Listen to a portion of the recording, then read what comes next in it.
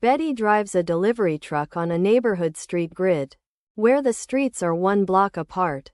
She starts at the factory F, drives to A, then to B, then to C, and finally returns to F, moving only along the streets. What is the shortest distance? In blocks. She can drive to complete the whole route? You can pause here and solve the problem before seeing the solution.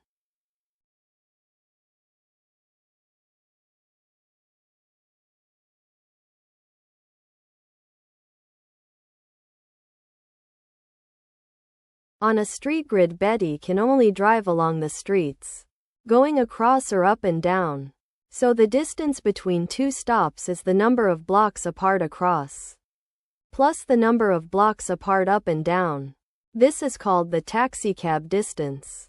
Betty must visit the stops in order: F to A to B to C, and then back to F. Let's trace the shortest path and add up the blocks. From F to A is 7 across and 1 up. That's 8 blocks. From A to B is 3 across and 4 up. 7 blocks.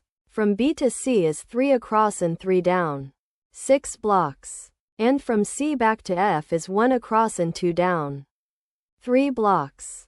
Adding these up, 8 plus 7 plus 6 plus 3 is 24 blocks. Here is why it can't be shorter. The closed loop must cross the full width twice and the full height twice. The stops span 7 blocks across and 5 blocks up. So the shortest route is 2 times 7 plus 2 times 5, which is 24. So the shortest distance Betty can drive is 24 blocks.